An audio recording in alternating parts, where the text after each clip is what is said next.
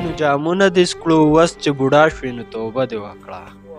ما له خندا په دې خبره راشي سی به د چا سره رحمان دوکه رحیم دې دوستانو نیکی هیلې او احترامات مې قبول کړي. الطاف حسین ارمان یم او نن د سره بیا د ایپس ټي وي نه نیغ په نیغه مخامخ یم.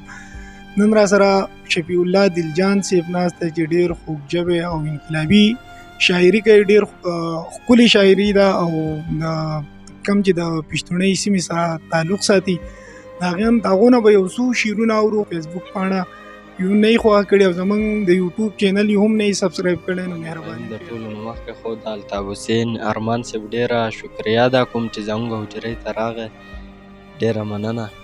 الطاف حسین صاحب د شعرونو پوښتنه کړې ده نو انشاءالله زه به سره م یو څو شعرونه شریک کړمه چې زه د یوې وچې ونې سوری یم، زه د یوې وچې ونې سوری یم، زور را سره مه کوه کمزوری یم.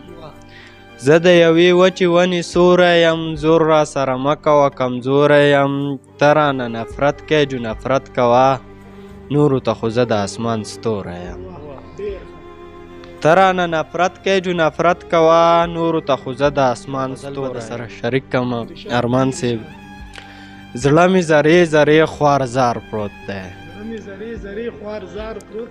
زړه مې ذرې ذرې خوارزار پروت دی او په زړه مې غم لکه انبار پروت دی.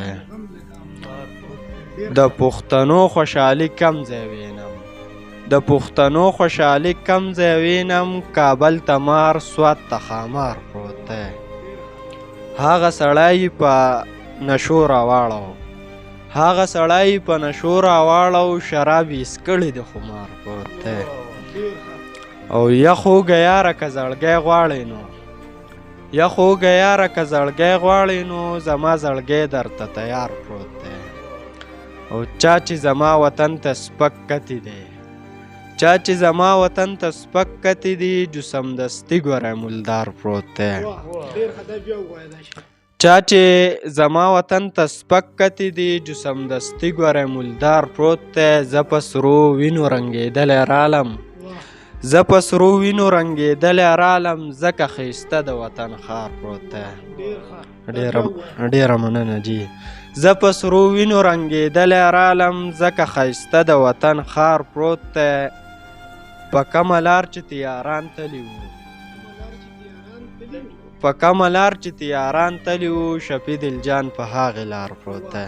سید ارمان صاحب د آزاد نظم دی، د هغې نه مخکې یو عقیده ویمه چې زه مازغه وچېړم شعرونه جوړ کم، زه مازغه وچېړم شعرونه جوړ کم، تاسو ترې خوند واخلئ مزې واخلئ. په بعضې شعر باندې لږ غور کوئ، په بعضې شعر باندې لږ غور کوئ، د بعضې شعر نه څه پیدې واخلئ. آزاد نظم به در سره شریک کړمه چې قوم پرستي نه کوم خو زه خپل تعارف کومه، ما به لږ وپېژنئ چې زما قام څه دی. په قوم افغان یم جي، د پاکستان یم جي، زه مسلمان یم جي. د ګل امیل یم سیبه، زه سیناخیل یم سیبه. یو څو خبرې کومه، په چا به ښې ولګي په چا به ښې نه لګي. که څوک پښتن دی که څوک ترکان دی که څوک ګجر دی که څوک انګر دی که څوک سید دی که څوک ملا دی، هر یو اعلی دی. که څوک سید دی که څوک ملا دی، هر یو اعلی دی. په نسبونو باندې شرمېده نه دي پکار، ځکه الله ویلي په نسبونو باندې شرمېده نه دي پکار، ځکه الله ویلي په نسبونو باندې څه غوروالی نشته، که غوروالی دی نو صرف په تقوا دی سیبه.